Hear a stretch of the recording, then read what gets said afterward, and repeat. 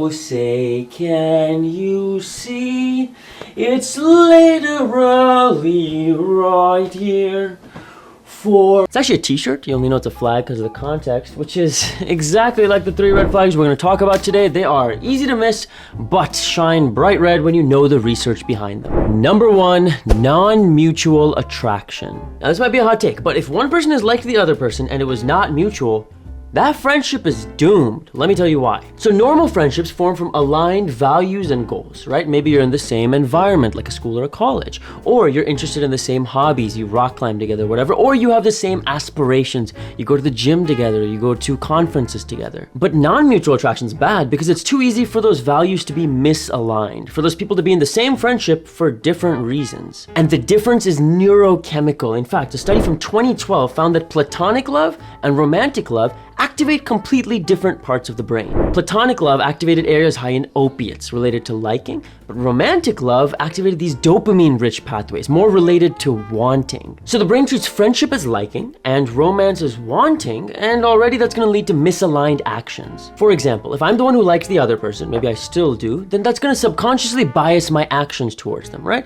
I'm willing to do more for them, I'm willing to compromise more, I'm willing to give more, which can understandably lead to frustration, even resentment, when that's not reciprocated. But I was the one who was in the wrong. I was the one who was seeing the relationship from a different lens. And it's the same issue when the other person's attracted to us. Because anytime they do something nice for me, I gotta wonder, okay, why did they do that? Is this how they treat all their friends? Are they just being nice, positive? Or does that subconsciously come from other intentions? Now we have to distinguish this from mutual attraction, right? If that's the case, yay, go on a date. 2 red flags make a green flag. Or I'm 2% red-green colorblind, so it's like 2 gray flags make a different gray flag. Do you get why it's funny? It's because I'm colorblind, so red looks like gray and green also looks like gray. And so here are the questions I ask myself to identify, okay, is this friendship a case where mutual attraction is gonna be a red flag? Number 1, has this person explicitly liked me at some point? Have I heard from someone else that they might have liked me, or have I even suspected it for some probable cause? Number 2, did I like them? How over it am I? Like, really, how over it am I? And finally, number 3, can I imagine them getting into a relationship? How would I react to them sharing that news with me? These 3 questions can give us a huge indicator of if this non-mutual attraction is going to become a problem later on in a friendship. And number 2 is the trauma bond. This is when the impetus, the catalyst for the friendship is bitching about something external, right? A family situation, negative experiences at school, or our exes, our shared ex. That's really weird. And this trauma bond is bad because the foundation of the friendship is built on something fleeting, temporary, and also negative. And the research is clear about the consequences of that negativity. Studies have shown that negativity spreads way quicker than positivity, right? Not just through our lifestyle, but through our entire friend groups. And a study from just a few years ago shows that repetitive negative thinking could lead to brain diseases like Alzheimer's. Now we need to make a distinction between a trauma bond and just being vulnerable, right? This is fine. It's extremely necessary in a friendship. It's extremely necessary for connection, and it's way better than the opposite of being fine and dandy all the time, having that as the expectation. But the focus is the proportion of positivity to negativity. Where's that balance? Because we want to make sure that that trauma is not defining either of us or defining our relationship. That's so minimizing. And there's 2 key questions we can ask to identify if we're in a trauma bond with someone. Number 1, if unrelated good news happens. So if good news that's separate from the sphere of the trauma that we've bonded with, from the vulnerabilities that we've discussed, would I share that with them?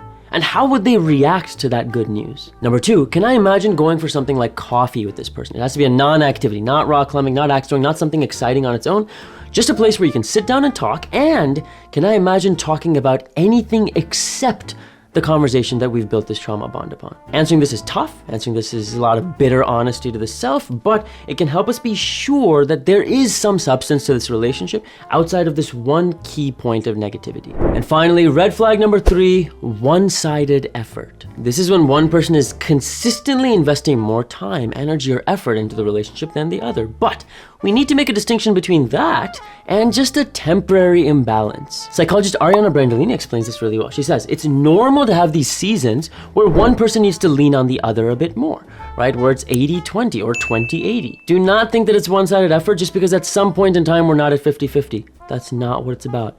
This support, this exchange of support, totally valid. It just means that over time, as we average out all the points, that average has got to look pretty balanced. It's got to look pretty close to 50-50. And if it doesn't, then the reason one-sided effort is so toxic is because it is unlikely to sustainably change anytime in the future. If I want to feel more investment from a person, I can ask. They might even change for a bit, but I'm going to have to keep on asking.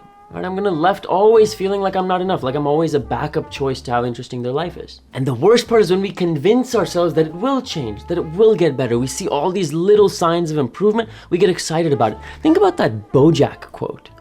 You know, it's funny. When you look at someone through rose-colored glasses, all the red flags just look like flags.